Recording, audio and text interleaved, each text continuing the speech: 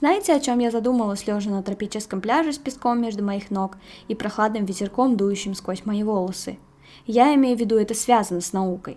Благодаря легкому бризу, ветру и даже большим морским течениям, происходящим в океане, мы можем понять природу воздушных потоков.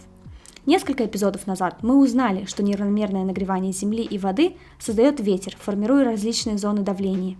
Воздух над землей теплее и менее плотный, поэтому он поднимается, а воздух над водой холоднее и тяжелее. Прохладный воздух устремляется к зоне низкого давления над землей, образуя прекрасный морской бриз. Но вы могли заметить, что даже не находясь на пляже, вы чувствуете ветерок, потому что ветер абсолютно везде. Воздух постоянно циркулирует по всему миру, создавая легкий ветерок, идущий с моря, а иногда и сильные бушующие ветры.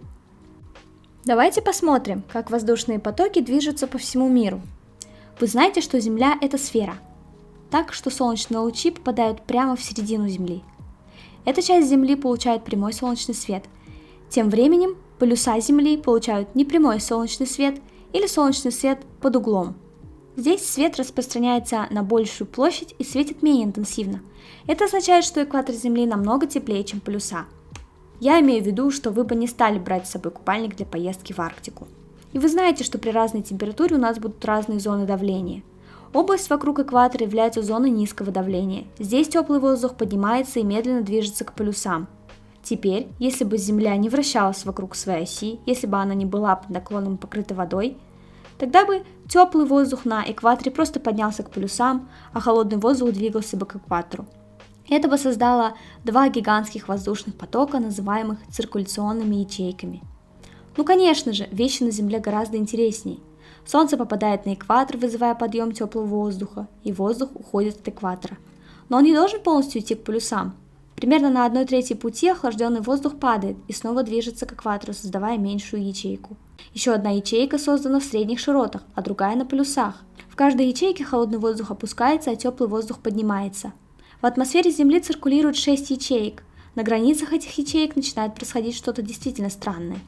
Мы получаем реактивные потоки. Воздух в этих реакционных ячейках пытается попасть из одной зоны давления в другую, потому что здесь существует большая разница температур между воздухом над полюсами и над средними широтами. Но Земля вращается быстрее на экваторе, чем на полюсах. Если бы вы стояли на оси Земли на Северном полюсе, вы бы вращались медленнее, чем если бы вы стояли на экваторе. Так как воздух поднимается над экватором и направляется к полюсам, он продолжает двигаться с той же скоростью. Это создает полосы очень быстро движущегося воздуха, называемого реактивными потоками. Реактивные потоки движутся волнообразно по всей Земле, вызванные взаимодействием с другими системами высокого и низкого давления, а также с сезонными изменениями. Эти потоки, как правило, от 6 до 14 км от поверхности Земли и достигают скорости 442 км в час. Достаточно просто, но, конечно, есть кое-что. Из нашей маленькой поездки на пляж мы знаем, что здесь есть и другие факторы. Помните наш приятный морской бриз? Эти небольшие различия между высоким и низким давлением, вызванные нагревом земли и воды, происходящим на всех береговых линиях по всему миру, делают воздушные схемы более сложными. И реактивные потоки, и модели ветра – не единственные потоки, текущие вокруг Земли. Вода на самом деле циркулирует так же много, как и воздух. Теплая легкая вода поднимается, а холодная соленая тяжелая вода опускается. И точно так же с воздухом. Солнце нагревает воду, которая находится на экваторе, и эта теплая вода распространяется к полюсам. Холодная вода медленно движется вниз к экватору, где она снова нагревается в бесконечном цикле. Это массивное движение воды, называемое океанскими течениями, помогает регулировать глобальные температуры так же, как и циркуляция воздуха. Все эти взаимодействия между землей, воздухом и водой создают некие сложные модели ветра, погоды и климата.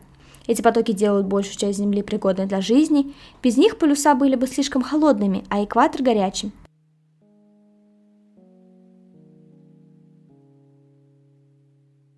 Таким образом, воздушные потоки немного сложны, хаотичны и всегда находятся в движении. Они вызваны неравномерным нагревом поверхности Земли, происходит это между Землей и водой или между полюсами и экватором, и все они движимы энергией Солнца. Без этой энергии наши воздух и вода были бы неподвижны. Все эти сложные потоки, дующие и обтекающие повсюду, затрудняют предсказание того, куда подует ветер и какая погода у вас будет на следующей неделе. Но это проблема, которую мы рассмотрим в другом эпизоде, и до тех пор я буду продолжать планировать свой пляжный отдых.